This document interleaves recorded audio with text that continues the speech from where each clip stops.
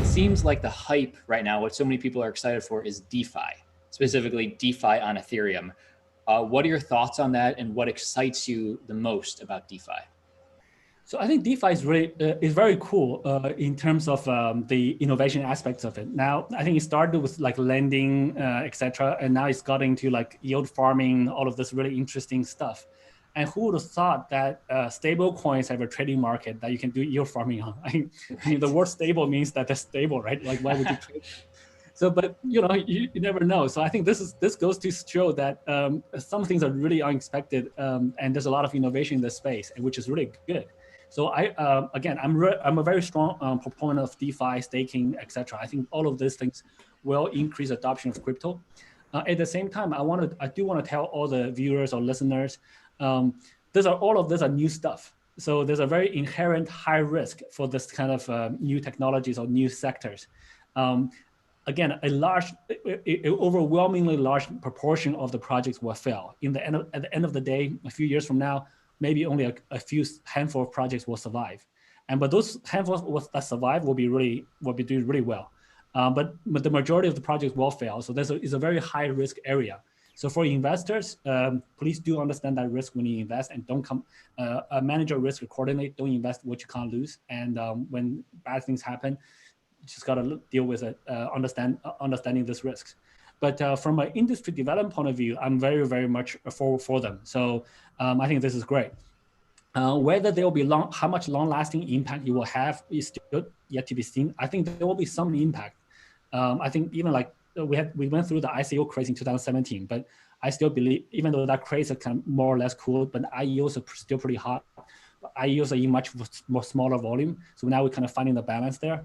But I think blockchain fundraising is a killer app that was kind of formalized through the ICO craze. So I think DeFi will stay. It does not mean all the projects will be successful. So, but I think as an industry, that's how we evolve, right? So that's how we improve. So yeah, I'm very much for it. Do you think that the DeFi projects that might have the best chance of standing the test of time need to be more decentralized? Or what's your take on not all of DeFi it's all a spectrum of decentralization? So this is my take. So I think a lot of people may disagree. Just being decentralized does not just being decentralized doesn't guarantee you success. There's a lot of decentralized projects that fail, and we also know there's a lot of centralized projects that fail, but there's also a lot of centralized projects that succeed. So I think it's not just one factor that determines the project will fail or not. If everything else being the same, a decentralized project today probably will have an edge. But the decentralized projects also have a lot of disadvantages in the sense that they're less flexible. So for example, if you look at yield farming or some of the decentralized exchanges, once they're out, they're out.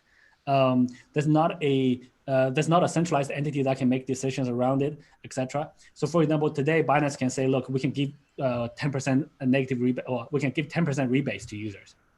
We can change that. We can run a promotion campaign. We can adjust really, really quickly. Whereas the decentralized thing, once you're out, it's driven by the protocol. You can't anticipate a lot of the market shifts, and you just gotta be lucky enough that protocol design has to last many years, and it has to be competitive. So Bitcoin's done that. Ethereum's more or less done that.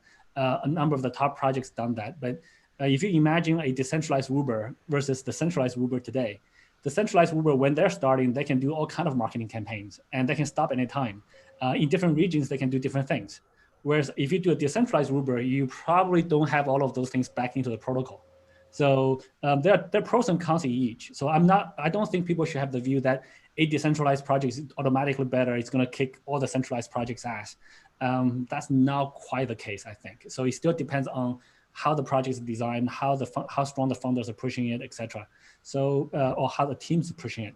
So it still depends on a lot of factors. But I think if everything being equal, then the decentralized thing the decentralized version will be good. Will have an edge. Sure. I think the argument is that if it's more decentralized, then it has the best chance of scaling, especially in the Western world, like the US, who will gladly shut down any centralized type of thing, you know? Yeah, it depends. It depends on the platform, right? So, for example, if it's social media is being debated a lot whether it should be decentralized or not. But right now, the centralized platform do have a lot of inertia and a network effect. So a decentralized platform, I'm really rooting for it, but it's going to have a really hard time coming up. So it's not that like when you deal with money, yes. Censorship is another thing where being censorship resistant is good in a lot of ways. But also at the same time, the mass consumers there's a lot of people who actually prefer a regulated entity because they feel it's safer. So there are different segments in the market.